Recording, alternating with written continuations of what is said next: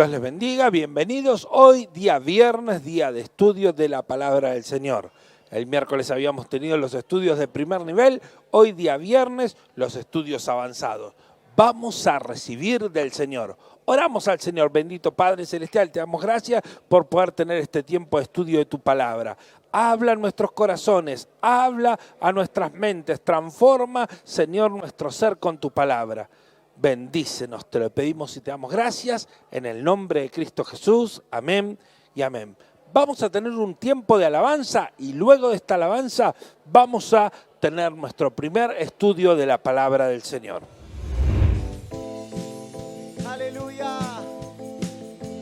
te bendecimos, Rey, te bendecimos, Jesús, nuestro Jesús. Podemos sentir tu gozo, podemos sentir tu río, hay sanidad en las aguas, queremos danzar.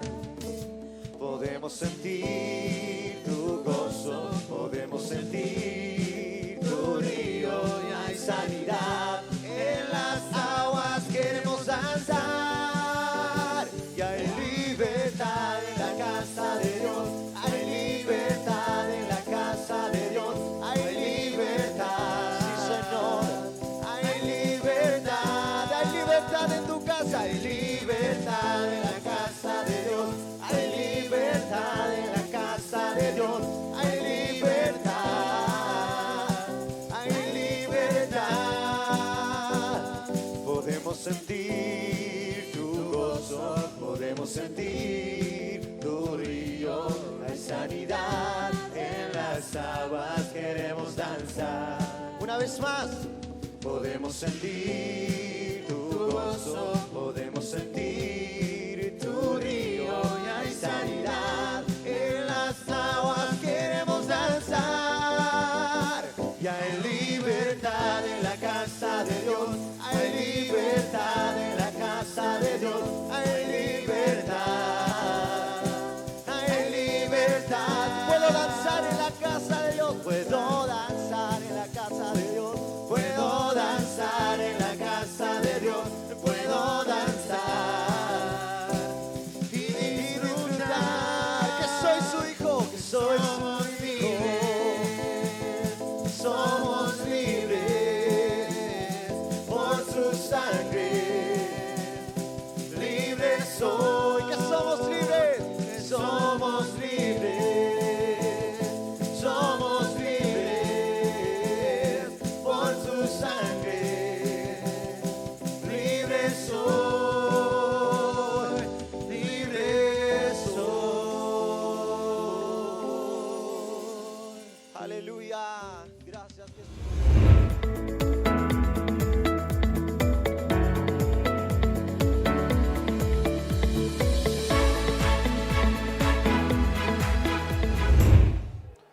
Vamos a preparar nuestros corazones y nuestras almas para nuestro primer estudio de la palabra del Señor. No se olvide, mañana sábado tenemos nuestra reunión de jóvenes y el domingo a las 9 de la mañana, 9:30 de la mañana y 11 de la mañana, dos grandes reuniones donde el Señor va a moverse con su poder sobre nuestras vidas.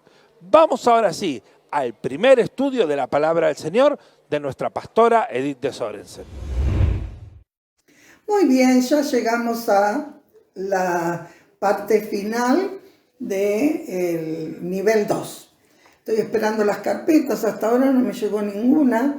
Estoy esperando las carpetas completas para corregirlas y ponerle la nota en la libretita, la libreta del estudiante que tienen algunos.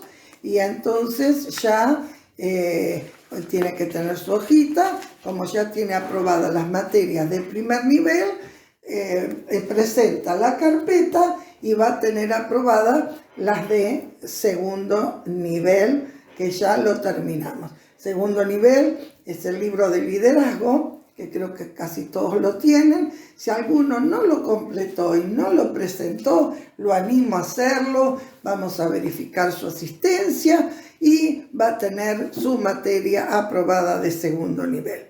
Y ahora vamos a comenzar a los que no tomaron tercer nivel. que tomaron primero y segundo, pero le falta el tercero. Bueno, este tercer nivel, una de las principales materias es esta que les presentamos hoy, que es curso de liderazgo, Josué y la tierra prometida, la conquista, Josué y la conquista de la tierra prometida. Curso de liderazgo que empezamos el 1 en el nivel 2 y el curso de liderazgo 2 en el nivel 3. Porque en el primer nivel tenemos las bases y no tenemos curso de liderazgo. Muy bien, introducción del libro de Josué es lo que vamos a mirar un poquitito en el día de hoy. Y tienen que pedir las cartillas. El PDF es todo un cuadernillo así, si quieren pedirlo todo, ¿ves? Son unas cuantas hojitas, una por una las vamos mirando, y si no la tiene, algunos puede ser que la tengan, de otras ocasiones siempre se han estado entregando, y si no, el cuadernillo completo lo piden por WhatsApp y las secretarias se lo van a alcanzar. No deje de dar el presente. Esta es la primera clase de nivel 3 de mi parte.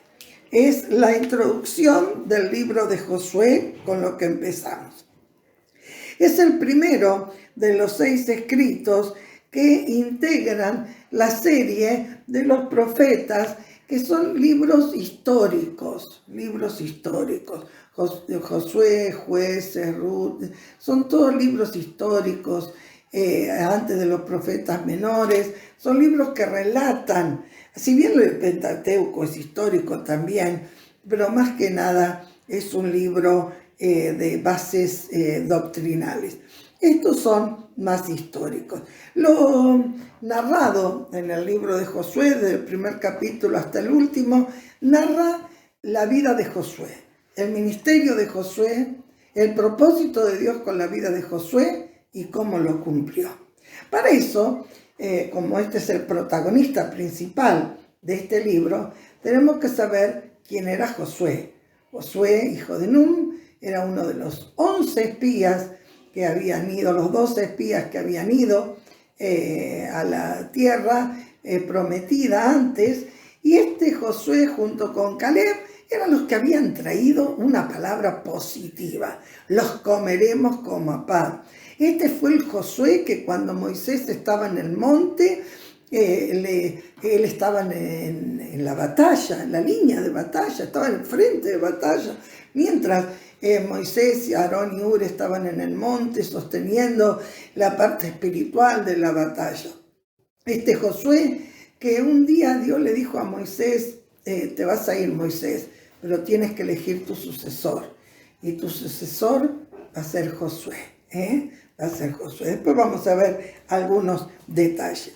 Y relata que después de la peregrinación, Dios se lleva a Moisés desde el monte, no lo deja entrar en la tierra. Ay, esto es una cosa que me toca muy profundamente, ¿no? No pudo ver la tierra, no pudo entrar, la vio desde el monte.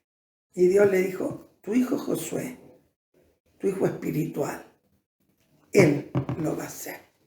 Y bueno, nos narra el cumplimiento de la promesa, que no se cumplió con Moisés. Moisés solamente libertó al pueblo de Egipto y lo llevó por otro estudio de Egipto a Canaán, todo ese peregrinar. Y ahora estaban a la puerta de la tierra prometida. Esta promesa, y acá tiene todos los textos para que después lo lean, ¿no es cierto?, hecha por Dios a Abraham, a Isaac y repetida a Jacob. Una promesa que venía de generación en generación. Una promesa que venía de padres, hijos, nietos, y ahora caía porque tanto Isaac y Jacob eran hijos, herederos, eran hijos carnales, pero que ahora se transforma y se transporta a un hijo espiritual. Herederos de promesas divinas.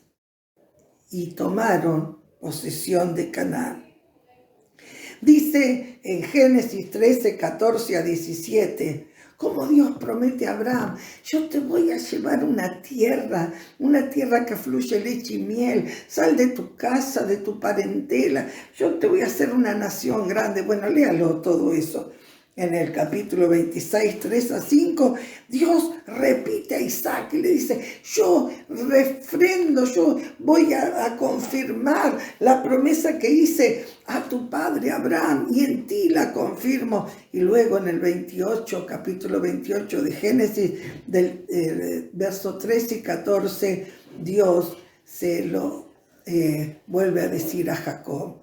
Quizás estaba Esaú primero, pero Dios eligió a Jacob.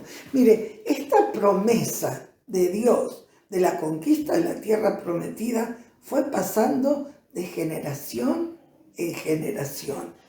A veces no le tocó al que lo merecía, porque el primer hijo de Abraham fue Ismael, que tuvo con la sierva, después tuvo otros hijos, pero le tocó a Isaac. Isaac, el hijo de la promesa, en Isaac te será llamada descendencia.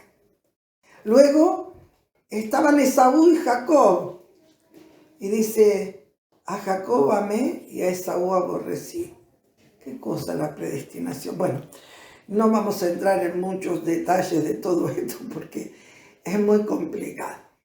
El Nuevo Testamento, lea todo lo que dice, busque, porque ya estamos en tercer nivel, ya estamos hablando de gente que conoce la palabra, busque lo que habla de Jacob y Esaú, porque de ellos no nos vamos a encargar. ¿Por qué Jacob y no Esaú? Y a sus descendientes. Piense que después de Jacob vinieron a Egipto, estuvo José, estuvieron las 12 tribus, estuvieron tantos años, allí 400 años en Egipto, y vinieron unos y otros y otros y otros, y de allí nace Moisés. Y también allí en medio de la esclavitud, en medio de todo ese tiempo difícil, nace Josué. Josué no era del linaje, pero fue heredero de la promesa. Otro misterio de Dios.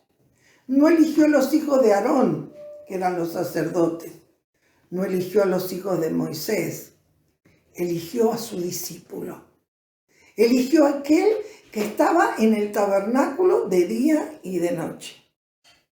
Eligió a aquel que estuvo al lado de Moisés en todas las batallas.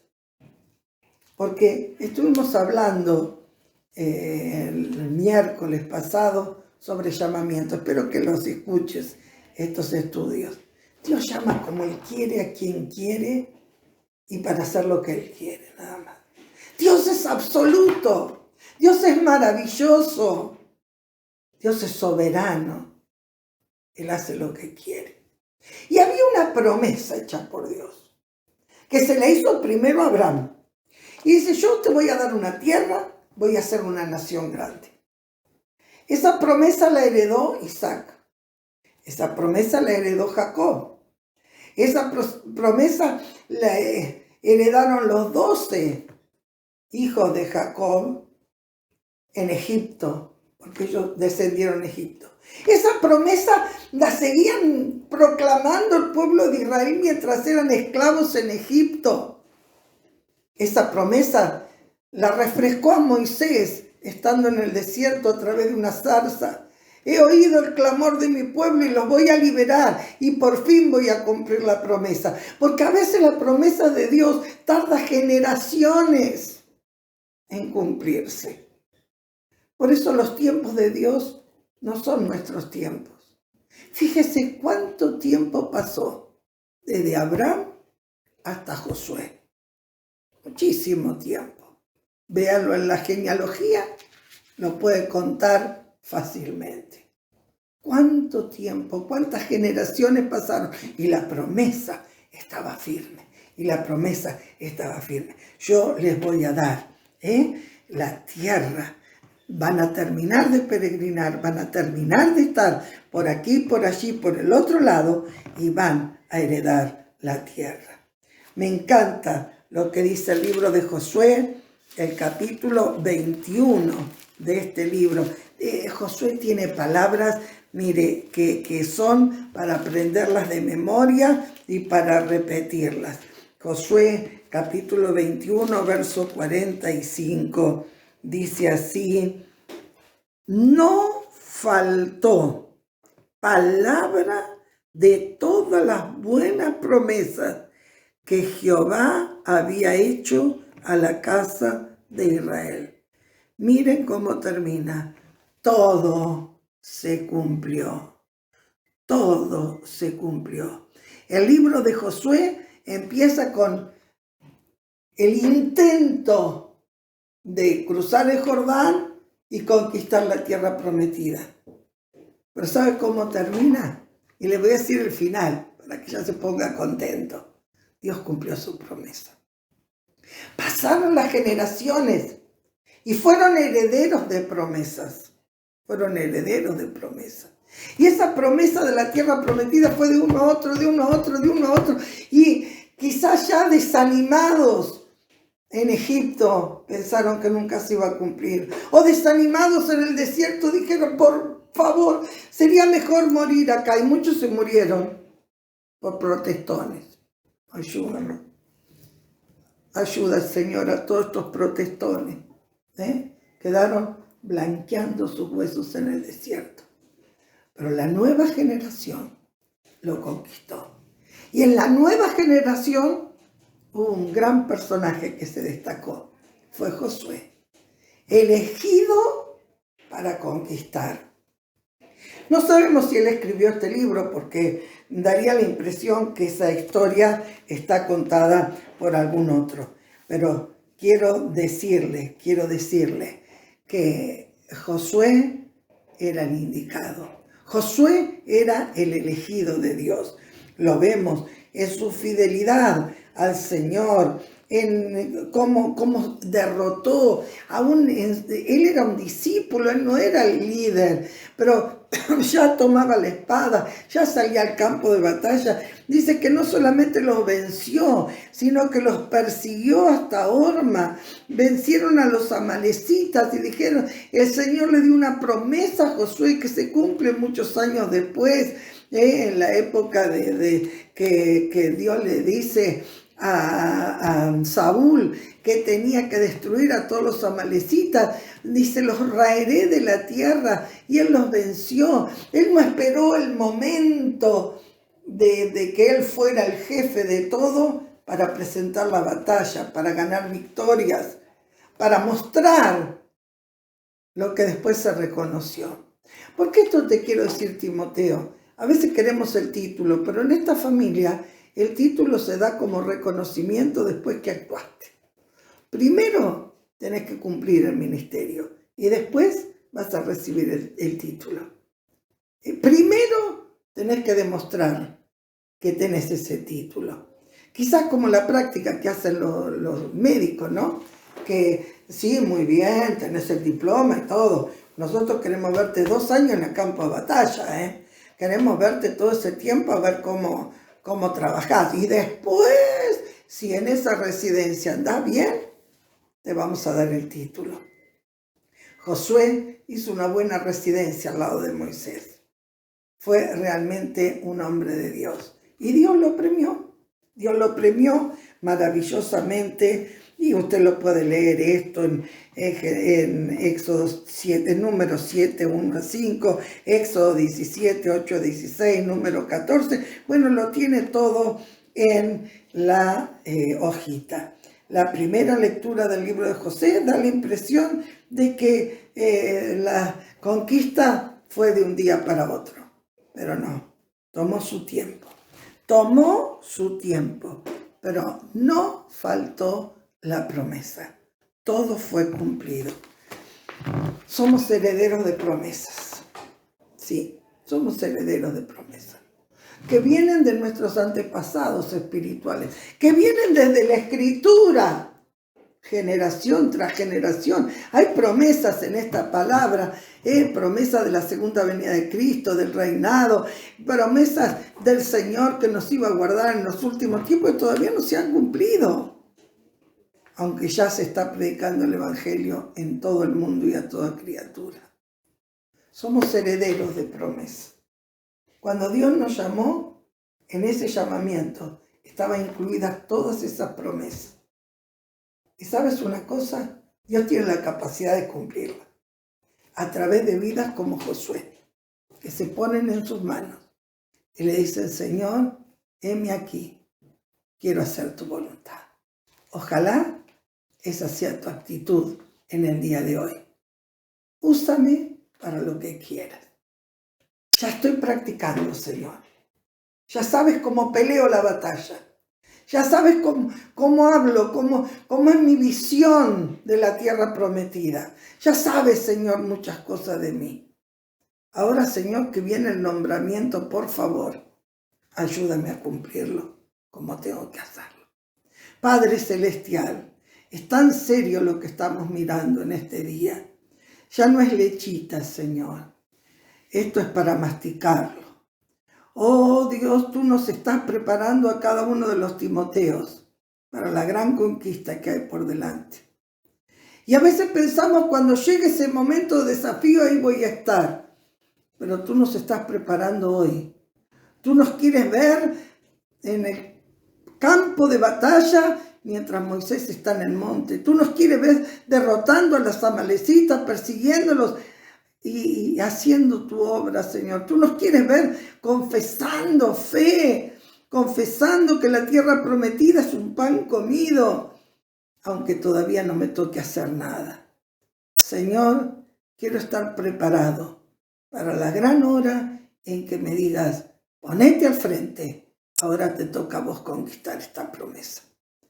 Ayúdanos, Señor. Lo único que podemos decirte, ayúdanos, Señor. Danos tu gracia. Y yo sé que la unción de Dios está cayendo sobre tu vida en este momento. Y estás sintiendo la presencia de Dios sobre ti. Y el peso del llamado que quizás has rehuido. Y el Señor te dice, hay una tierra para conquistar. Hay una tierra para conquistar y yo te voy a dar la fuerza y la capacidad. Ponte en marcha. Oh, gloria a Dios, gloria a Dios, gloria a Dios, Espíritu Santo. Sigue obrando, sigue moviendo en el corazón de cada uno. Padre, en el nombre bendito de Jesús. Amén y amén.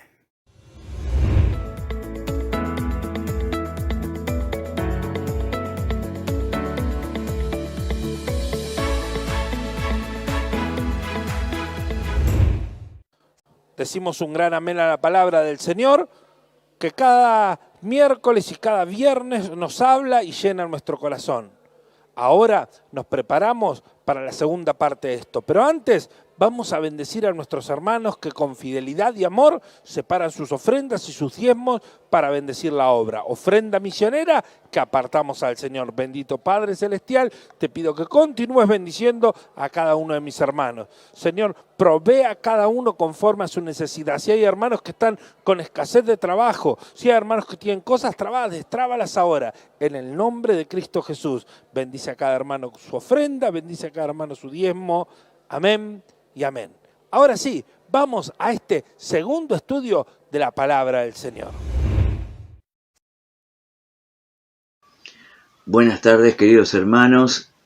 Una vez más aquí estamos para compartir con ustedes la palabra del Señor. En este caso estamos mirando el estudio acerca de las doctrinas bíblicas cristianas, ¿no? Estamos considerando este tema que es tan importante. Hoy quiero compartirles acerca de que en la Biblia se mencionan distintos tipos de doctrinas. Ahora vamos a explicar por qué. Recordemos las definiciones de esta palabra, ¿no? Dijimos que por un lado doctrina tiene que ver con enseñanza, verdad o instrucción. Dijimos que también está lo que es la doctrina cristiana.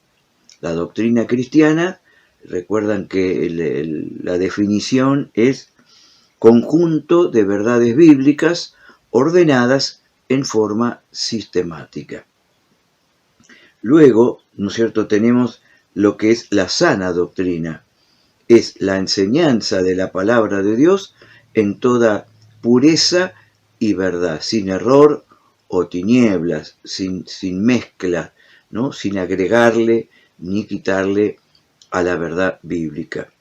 Y por supuesto, tenemos también lo que es la falsa doctrina, que no es verdadera. Es una verdad o una enseñanza, una doctrina errónea, alejada, ¿no es cierto?, de la palabra del Señor. Por eso que en la Biblia se habla mucho, especialmente en el Nuevo Testamento, se cuidaba mucho acerca de este aspecto que tenía que ver con la fe, con lo que se cree, con lo que se practica, ¿no?, y de mantener esas doctrinas en su pureza, mantenerlas, ¿no es cierto?, de acuerdo a cómo han sido recibidas, cómo han sido enseñadas. Miramos en 1 de Timoteo 1:3, justamente el título que tiene ahí arriba, dice advertencia contra falsas doctrinas.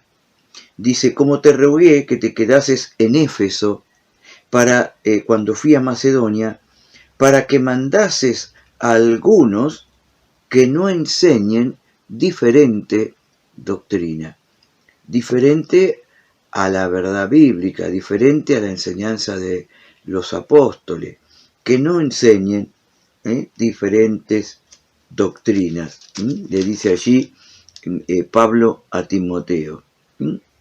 Y luego, ¿no es cierto?, él habla mucho acerca de la doctrina en las cartas de Timoteo. Vamos a segunda de Timoteo, ¿no es cierto?, 4, versículo 3, que también habla, ¿no es cierto?, que van a tener cuidado con esto, ¿no?, con el segunda de Timoteo 4:3, que habla de la sana doctrina, habla de predicar la palabra y dice, ¿no es cierto?, en esta expresión 4:3 dice, porque vendrá tiempo cuando no sufrirán la sana doctrina, sino que teniendo comezón de oír, se amontonarán maestros conforme a sus propias concupiscencias y apartarán de la verdad el oído y se volverán a las fábulas. Bueno, y sigue. Pero esta expresión del verso 3, porque va a venir un tiempo cuando no van a sufrir la sana doctrina. Y este es un punto interesante. Es decir, se habla de la sana doctrina, aquella doctrina saludable, aquella doctrina que no tiene error, tinieblas, que se trata de mantener conforme a la palabra del Señor. Pero dice aquí, vendrán tiempos cuando no sufrirán la sana doctrina. Y qué expresión, ¿no? Porque dice sufrir, es decir, la sana doctrina, la enseñanza se sufre, la sana doctrina se sufre. ¿Por qué? Porque la sana doctrina muchas veces confronta la mentira, el pecado, los errores, confronta la condición del hombre. Y por eso como que se sufre, como que, ¿no es cierto?, molesta, incomoda, como que le hace cosquillitas, como se decimos, ¿no es cierto? Sufrirán la sana doctrina. Y que dice, como va a venir tiempo cuando no sufrirán. Muchos no van a sufrir, no quieren sufrir Entonces, ¿qué va a pasar? Se van a amontonar, como dice acá, mire las expresiones, ¿no? Se amontonarán maestros, gente que enseñe, pero que va a enseñar conforme a sus propios deseos y concupiscencia, y que van a apartar de la verdad el oído, y se van a volver a la fábula. Esto es lo que hoy está pasando. Pasaba ya cuando lo advertía el apóstol Pablo. Dice, va a venir un tiempo en que no se va a sufrir la sana doctrina. Porque van a venir muchos, y quizás esta es la definición o la explicación de esto, que muchos van a venir hablando lo que la gente quiere escuchar. Sí, ¿no es cierto? Que le digan que sí, que está bien, que es correcto, que no pasa nada, que no es nada. Eso quieren escuchar. No quieren sufrir la sana doctrina. En cuanto a la prédica, el mensaje, el estudio, la enseñanza, la formación, no quiere que se los instruya, que se los corrija. Fíjese que ahí en 2 de Timoteo 3, justamente, ¿no es cierto?, 16, dice, toda la escritura es inspirada por Dios y útil para enseñar, dice, para redarguir, para corregir. ¿Ve? Ahí está. Esa es la utilidad. Es necesaria la palabra y la sana doctrina para poder corregir quizás nuestras ideas, nuestros pensamientos, aquello que nosotros pensamos o creemos que quizás no está en el orden o conforme a la palabra, y es necesario corregirlo, es necesario que seamos redarguidos, ¿no es cierto?, con la palabra, con el Espíritu Santo. O quizás algo que está desordenado en nuestras vidas, como persona, como individuo, como hombre, como, no sé, en el hogar, la familia, en alguna área. Y de pronto la palabra viene para instruirme, enseñarme y corregirme. Y ahí es donde dice, muchos no quieren eso, no quieren sufrir la sana doctrina. Y por eso dice, van a venir muchos, se amontonarán maestros conforme a su concupiscencia, pero lo que van a hacer es apartar de la verdad el oído. Apartarán de la verdad el oído y se van a volver a la fábula, es decir, a cualquier cosa, a creer, y lo estamos viendo, hermano. Que uno dice, ¿cómo pueden creer eso? ¿De dónde sacaron eso? Muéstrenme en la Biblia, pero no, como que no interesa, ¿no? Bueno, estos son los tiempos, eso es lo que nos habla la palabra del Señor. La Biblia nos habla de que ahí justamente está todo muy relacionado, muy ligado, ¿no? Y la Biblia dice que también hay doctrinas de hombres que está también media emparentada con la doctrina de los fariseos, que dice que enseñan por mandamiento, por doctrina, cosas de hombre, son doctrinas, son pensamientos, cosas del hombre. Yo quiero que vayamos ahí a Mateo 15:9, y ahí está en varios versos, pero leemos uno como una referencia donde Jesús dice que tengamos cuidado, ¿no?, con estas cosas. Cuando se mezcla lo humano, la demanda divina con lo humano, ¿no? Y dice Mateo 15:9, hablando a los fariseos, ¿no?, le dice, este pueblo de labio me honra, mas su corazón está lejos de mí, pues en vano me honran, y dice, enseñando como doctrinas mandamientos de hombre. Enseñando como doctrina, que no es la doctrina, es algo que el hombre lo puso.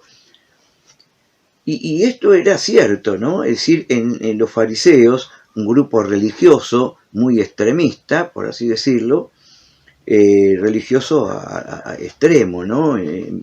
Malamente, porque eran hipócritas que llegaron a ser símbolo de hipocresía el fariseo.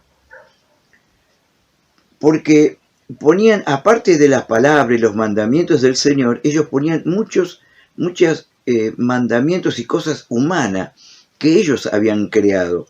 Por eso que en otros pasajes como Mateo o Lucas, donde el Señor digamos así, le da con todo a los fariseos, ¿no?, que dice que ellos ponían pesadas cargas. Ellos no las quieren llevar, ni lo quieren ni con un dedo, pero le ponen sobre las personas que quieren ser verdaderos seguidores, les ponen cargas imposibles de llevar, ¿sí?, que aparte de todo, de querer cumplir, que ya era algo tremendo poder cumplir con la palabra, que encima tenían un montón de mandamientos y tradiciones y cosas que los fariseos les imponían, como el caso de lavarse las manos, de no caminar, de no hacer esto los días sábados. Bueno, tenían toda una serie de reglas, imposiciones que no eran doctrinas de Dios, eran doctrinas de hombres.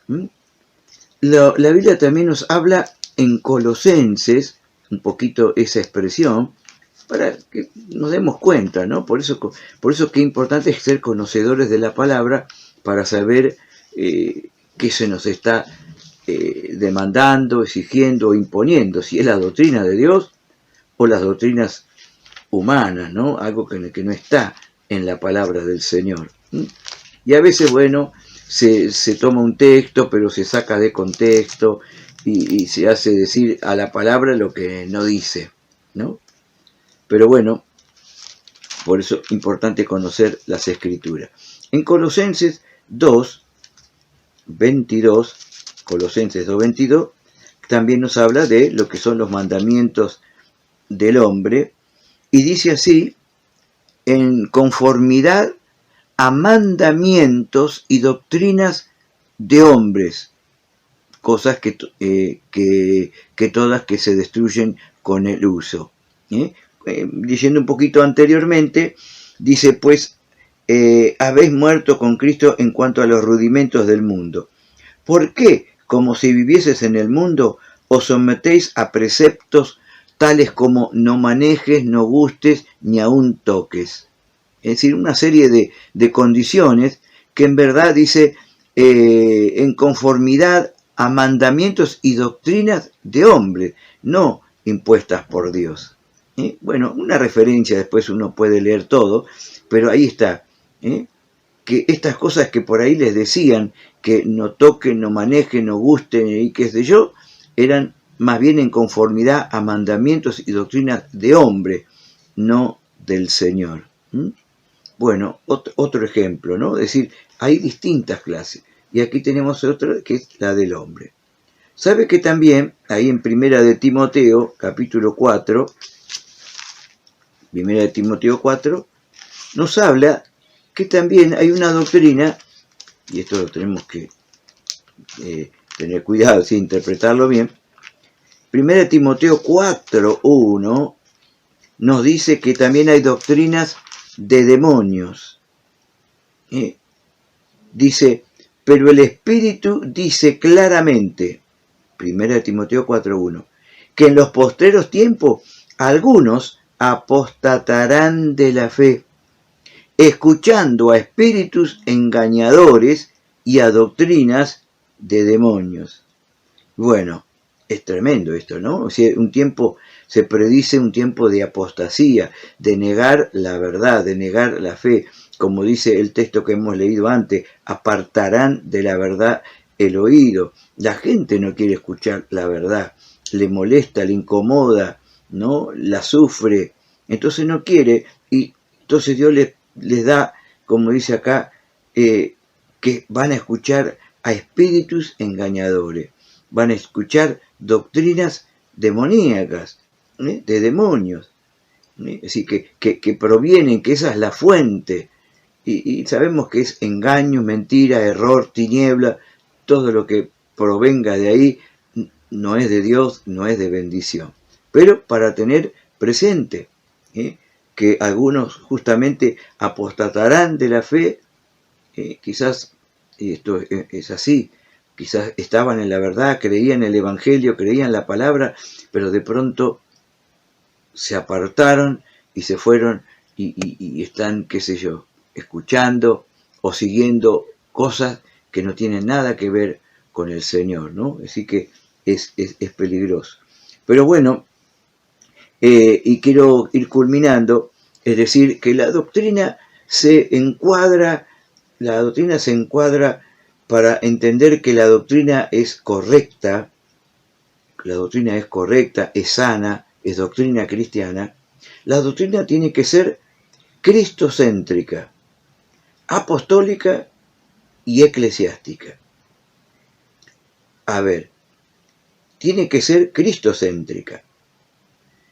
Es decir, que la doctrina tiene que ser algo que Jesús haya enseñado. ¿Se acuerdan que en Mateo 28:19 dice, por tanto, id y haced discípulos, enseñándoles que guarden todas las cosas que yo os he mandado. Es decir, que los apóstoles, presten atención, los apóstoles, la iglesia después, pero los apóstoles, lo que hicieron fue compartir, enseñar lo que habían recibido de Cristo. La doctrina de ellos era cristocéntrica. Ellos, como dijeron en sus cartas, decían, nosotros mismos lo hemos oído, lo hemos escuchado. Eran los oyentes primarios de primera mano, no de oídas, sino que ellos habían estado y escuchado y recibido esas palabras. Y entonces la estaban enseñando como de Cristo mismo. La doctrina tiene que corresponder a lo que Cristo enseñó. Y cuando usted mira en Hechos 2:42, va a encontrar que la doctrina es apostólica. ¿Por qué? ¿Qué dice? Ellos, dice, perseveraban en la doctrina de los apóstoles. No es que los apóstoles tenían una doctrina en particular de ellos, sino que ellos, los apóstoles, enseñaban, ¿no es cierto?, lo que Cristo enseñaba. Entonces, la iglesia tiene que seguir, creer, practicar y enseñar lo que enseñaron los apóstoles. Es decir, Cristo, los apóstoles, y que luego pasó, digamos, a toda la iglesia. Por eso decimos, es eclesiástica. ¿Qué dice la iglesia? ¿Qué dijeron los apóstoles? ¿Qué enseñó Cristo? Bueno, esa es la línea. Es decir, la verdadera doctrina cristiana tiene que encuadrarse en que sea cristocéntrica, que sea apostólica y que sea eclesiástica. Que a través de los tiempos, algo que la iglesia ha enseñado, guardando y respetando lo que enseñaron los apóstoles y a la vez Cristo. Bien, Dios les bendiga. Por hoy dejamos aquí aprendiendo más de la palabra del Señor y en este tema de las doctrinas. Que Dios les bendiga mucho.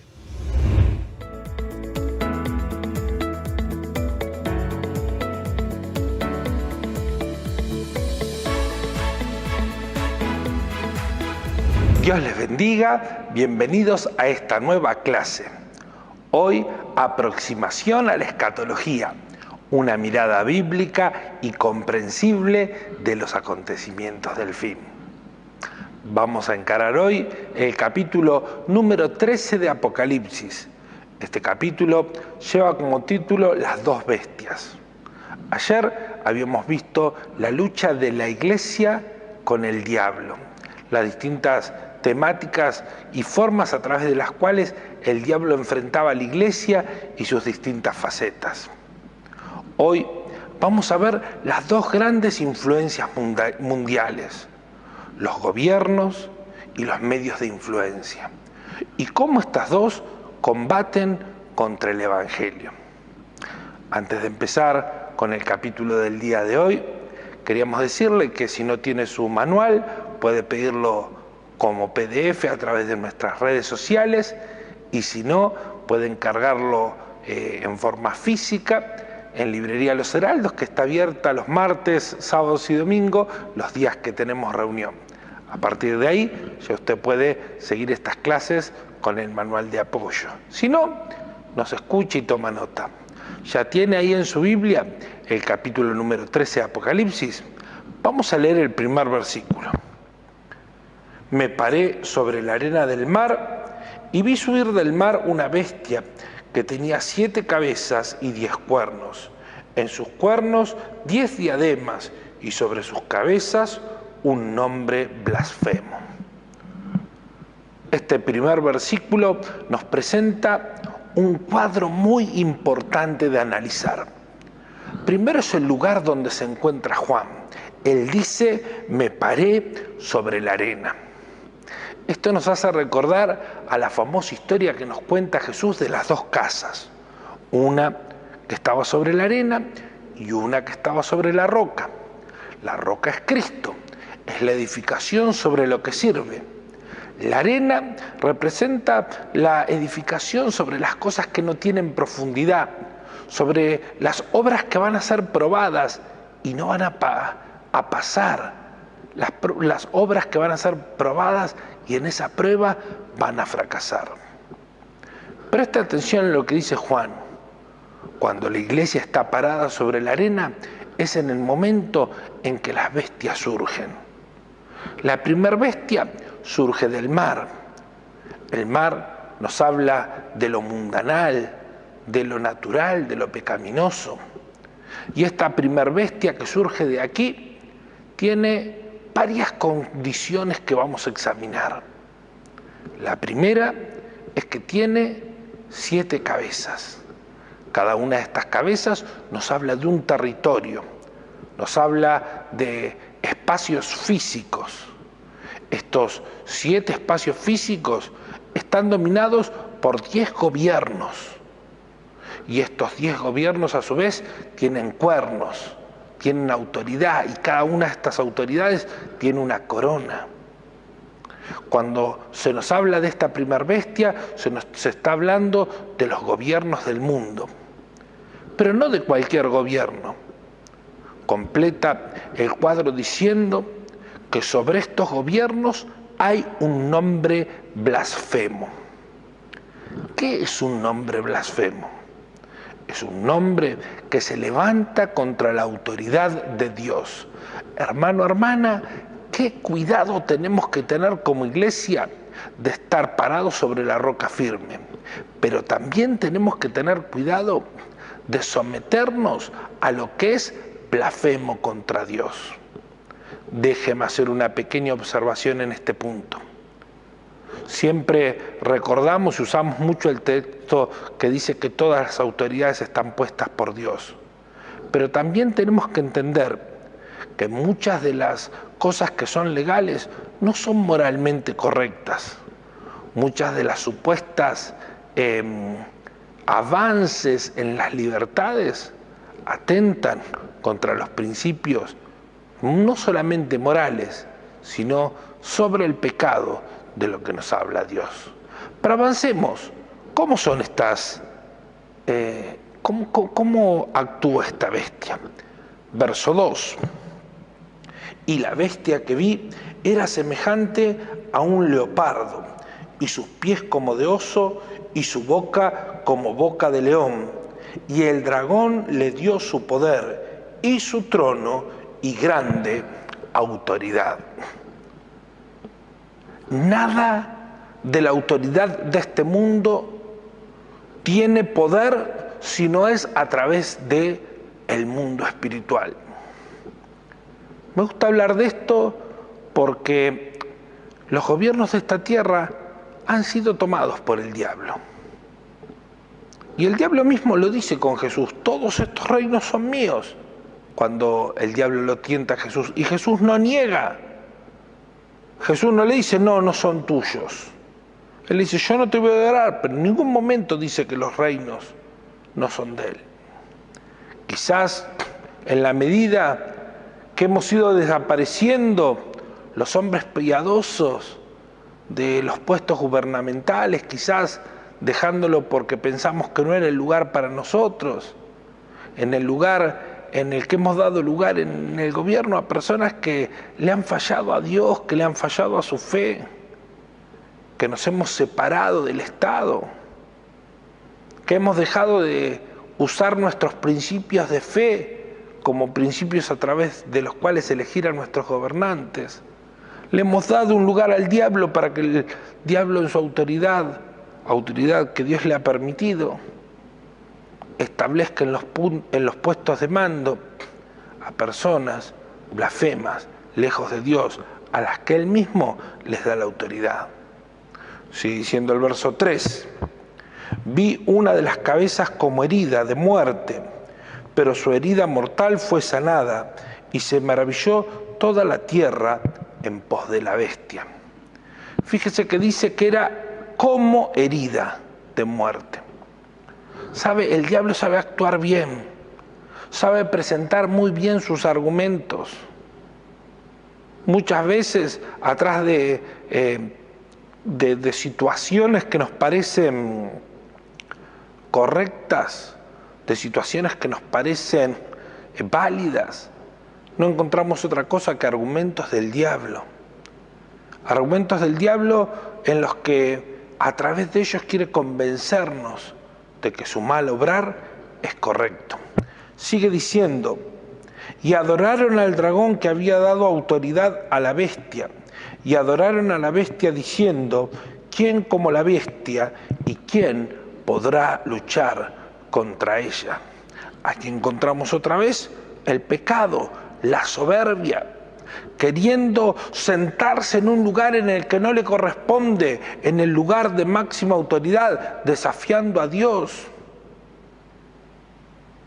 Cuando la iglesia se levanta, no se levanta por sí misma, sino que se levanta en representación del Dios del cielo y de la tierra.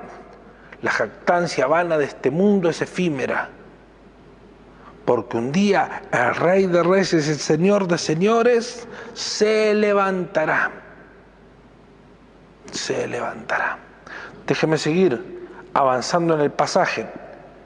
Y también se le dio boca que hablara grandes cosas y blasfemias, y se le dio autoridad para actuar 42 meses.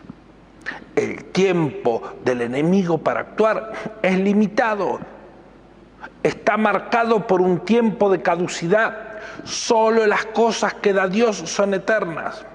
Pero déjeme centrarme en este pensamiento. El enemigo ha tomado el poder de la palabra. La palabra que debería ser nuestro poder es el poder del enemigo. ¿Sabe por qué? Porque quizás muchas veces nuestras palabras se han alejado de lo que dice el Señor. Se han alejado de esa palabra poderosa. Cuando nuestro evangelio se convierte solamente en un mensaje para dar ánimo, para dar hop, hop, vamos para adelante, y nos alejamos de la palabra del Señor, estamos perdiendo ese lugar que nos corresponde. Sigamos un poquito más en el pasaje. Y abrió su boca en blasfemias contra Dios, para blasfemar de su nombre, de su tabernáculo y de los que moran en el cielo. Acá vemos el tiempo de la apostasía. ¿Y qué es la apostasía? Es seguir otro que no es al Señor. Es poner como centro de nuestra vida otras cosas distintas. Sabe que el gran poder de la bestia radica en sus seguidores. En esos seguidores que en vez de mirar a Cristo, en vez de poner su esperanza en Cristo, ponen su esperanza en las falsas promesas. Ayúdanos, Señor. Déjeme seguir leyendo. Y se le permitió hacer guerra contra los santos y vencerlos. También se le dio autoridad sobre toda tribu, pueblo, lengua y nación. Una aparente victoria. Hermano, hermana, muchas veces en la historia de la humanidad el enemigo aparentemente ha vencido. Pero el único que tiene toda la autoridad, que salió venciendo y para vencer, es nuestro Señor Jesucristo. Hermano, hermana, no te aflijas ante los abates de este mundo, solo confía en el Señor. Sigue un verso más. Y la adoraron todos los moradores de la tierra, cuyos nombres no estaban escritos en el libro de la vida del Cordero que fue inmolado desde el principio de los tiempos. Escuchamos este mensaje. Solo siguen las fuerzas de esta tierra los que no tienen su nombre anotados en el libro de la vida del Cordero. Qué poderosa declaración, desafiante, que nos enfrenta. Hermano, hermana, ¿qué estamos siguiendo? Aquí hay una revelación, hay una bestia que se va a levantar con autoridad mentirosa, con fuerzas en los gobiernos de esta tierra, con reyes, con príncipes, con potestades. pero va a blasfemar contra Dios, va a tener un espíritu de jactancia. Qué parecido se ve eso a lo que estamos viviendo hoy. El tiempo de su venida está cerca. En los siguientes dos versículos, versículos 9 y 10, nos encontramos la primera advertencia para la iglesia. Lo primero fue una denuncia de la bestia. Ahora la advertencia a la iglesia. Si alguno tiene oído, oiga. Si alguno lleva en cautividad, va en cautividad. Si alguno mata a espada debe ser muerto. Aquí está la paciencia y la fe de los santos. Lo primero que vemos en este pasaje es la advertencia de tener nuestros oídos abiertos. Tenga su oído atento a la voz del Señor. La segunda cosa que nos dice es que la ley no pasa. ¿Sabe? Jesús lo dijo tan claramente, ni una tilde ni una jota de la ley pasará. Vivimos en un tiempo donde hemos escuchado tantas veces que la ley ya pasó, que no hay consecuencias de nuestros actos. Y déjeme decírselo, hoy más que nunca hay consecuencias de nuestros actos. Por eso es que nos tenemos que cuidar. ¿Cómo nos defendemos de esta primera bestia? Con paciencia y con fe. La paciencia y la fe de los santos. Paciencia para esperar en el Señor y fe que va a ser esa confianza que nos va a mantener activos, esperando su venida. Pero aparece una segunda bestia. Leamos el siguiente versículo, el versículo 11. Después vi otra bestia que subía de la tierra y tenía 2 cuernos semejantes a los de un cordero, pero hablaba como dragón. La primera bestia viene del mar, viene del mundo. La segunda bestia viene de la tierra. En este lugar se nos habla de la tierra no como planeta, sino como naturaleza humana, como ese barro del cual fuimos formados. Si la primera era un cúmulo de autoridad, la segunda bestia surge de nuestras pasiones pecaminosas. Si la primera bestia nos atacaba de afuera hacia adentro, la segunda bestia nos ataca desde adentro hacia afuera. Pero presta atención a su descripción.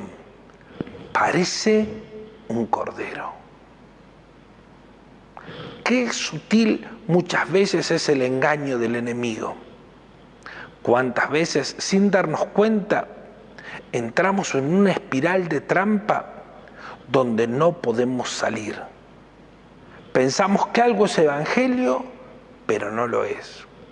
Pero escucha su voz, y me gusta esto porque Jesús lo dice: mis ovejas conocen mi voz. No su imagen, no la imagen que proyecta, no lo que dice que vende, su voz. La voz de nuestro pastor es muy distinta a la voz de esta bestia. La voz de esta bestia es una voz como de dragón, una voz de destrucción. ¿Y qué más hace esta bestia? Leemos el versículo 12. Y ejerce toda la autoridad de la primera bestia en presencia de ella, y hace que la tierra y los moradores de ella adoren a la primera bestia, cuya herida mortal fue sanada. Hay un gobierno establecido, pero muchas veces detrás de ella hay autoridades aún mayores. Sin entrar en un plano de conspiraciones, tenemos que entender que hay fuerzas oscuras de maldad que obran más allá de los gobiernos, más allá de las naciones, que usan los gobiernos y las naciones como excusa para propagar sus mentiras, para propagar su temor, para propagar su alejamiento de Dios. Este cordero aparente, esta voz de dragón, pero mire lo que dice: afirma una mentira como verdad. Esa herida como de muerte ahora parece dictaminada como herida de muerte. Hermano, hermana, tenga cuidado con las afirmaciones de lo que es verdad que no están contempladas en la palabra del Señor. La única verdad absoluta es Cristo. Él es el camino, es la verdad y es la vida. Cuando una verdad quiere ponerse por encima de esto, debe ser para nosotros una advertencia de los tiempos del fin. ¿Qué sigue diciendo el versículo 14? Y engaña a los moradores de la tierra con la señal que le es permitido hacer en presencia de la bestia, mandando a los moradores de la tierra que le hagan imagen a la bestia que tiene la herida de espada y vivió. No te harás imagen de ninguna semejanza. Aquí entramos otra vez en el peligroso lugar de la idolatría. Dice que algunas señales se le van a permitir hacer, pero la idolatría también es un síntoma del fin. Y encima ni siquiera están adorando una deidad, están adorando un sistema corrupto que nada más los está encaminando a la destrucción. ¿No le hace pensar en la actualidad? Ayúdanos, Señor. Pero mire lo que dice el siguiente verso, el verso 15. Y se le permitió infundir aliento a la imagen de la bestia, para que la imagen hablase e hiciese matar a todo el que no la adorase. Qué peligroso es lo que entra sutilmente. Primero, entra como una autoridad.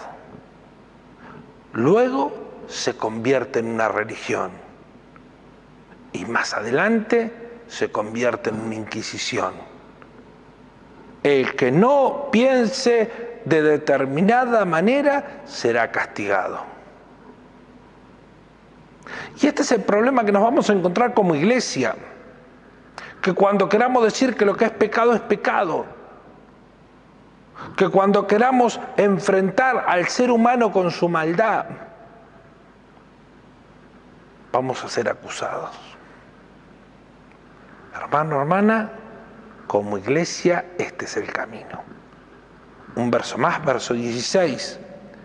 Y hacía que a todos, pequeños y grandes, ricos y pobres, libres y esclavos, se les pusiere una marca en la mano derecha o en la frente.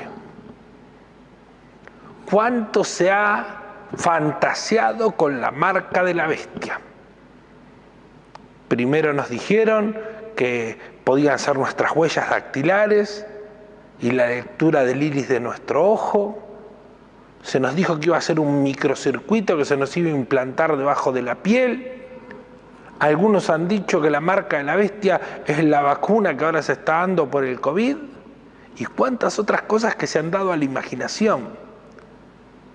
Pero como me gusta interpretar la Biblia a la luz de la Biblia, pensaba en el pasaje de Deuteronomio que decía que ataríamos su verdad en nuestra mano y en nuestra frente.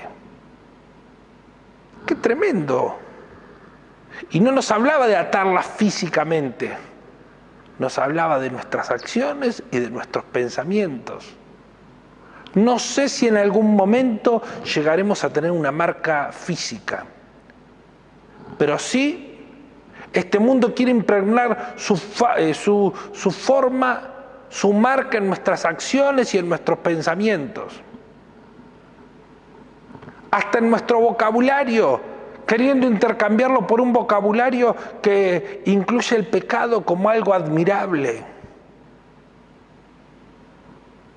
Aún queriendo hacernos accionar en contra de la voluntad de Dios. Pero mis acciones y mi mente no van a ser marcadas por este mundo. Ayúdanos, Señor. ¿Qué sigue diciendo el pasaje?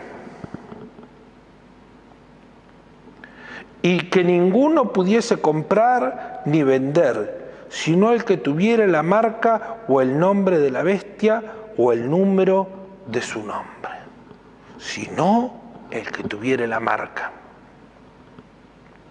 ¿Qué hay en este mundo que usted y yo necesitemos? ¿Qué hay en este mundo que sea beneficioso para usted y para mí? Y yo te voy a decir nada. No hay nada en este mundo que sea beneficioso para mí.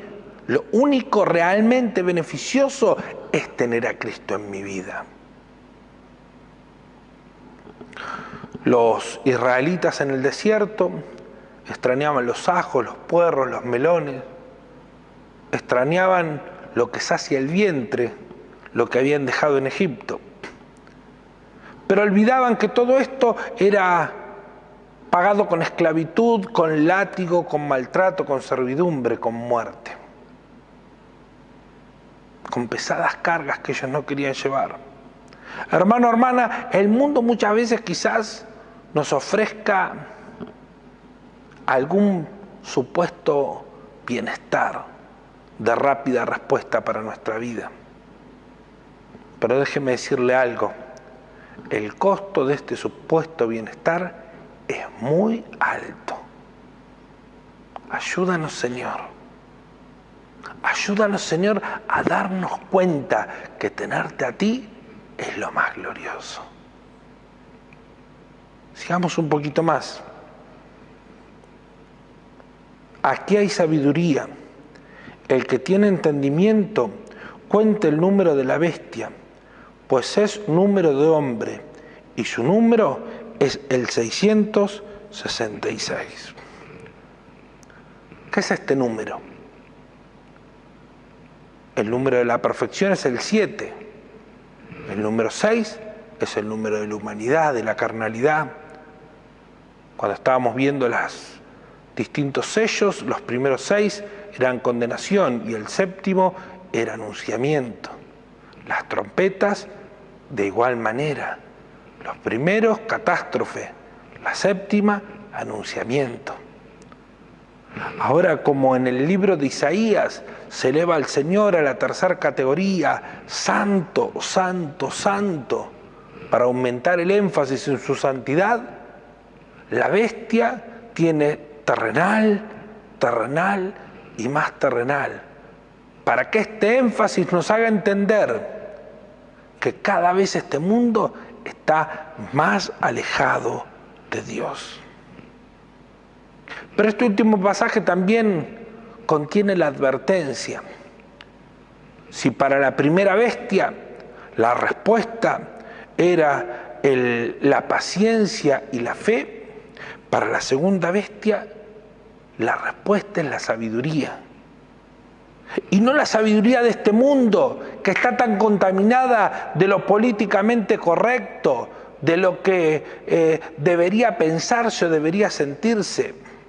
La sabiduría pura, la que viene del reino de los cielos, la que viene del Señor, la sabiduría que viene de su palabra, la sabiduría que viene de la comunión con Él.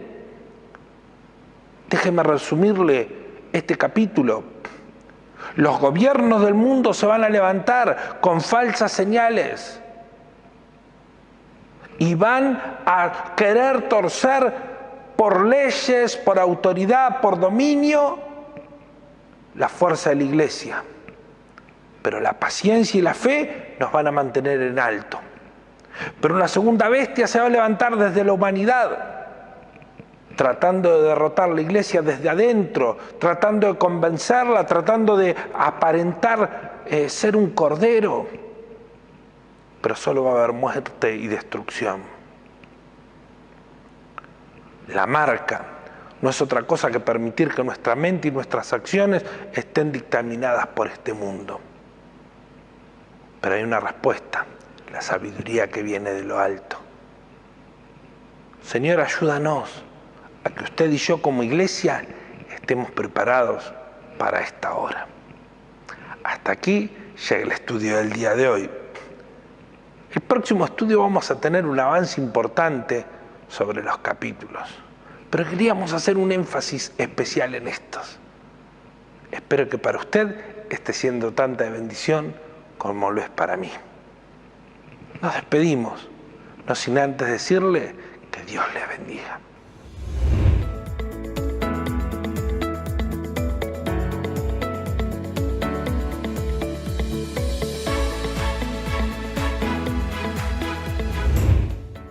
hasta aquí hemos llegado hoy. Estas han sido todas nuestras transmisiones, no sin antes decirle que Dios tiene que seguir obrando en nuestros corazones. Por eso es que nos seguimos reuniendo presencialmente mañana sábado y el domingo. Sí, el día martes también nuestra reunión presencial, y miércoles y viernes por el momento seguimos en forma virtual, pero no deje de buscar al Señor. Vamos a orar. Señor, gracias por este tiempo de reunión. Gracias por tu presencia, por tu poder. Acompáñanos con tu presencia a cada uno de nuestros hogares. Señor, pedimos que esta bendición que hemos recibido siga obrando en nuestros corazones. Te alabamos y te bendecimos en el nombre de Cristo Jesús. Amén y amén. Mi hermano, mi hermana, que el Señor te bendiga.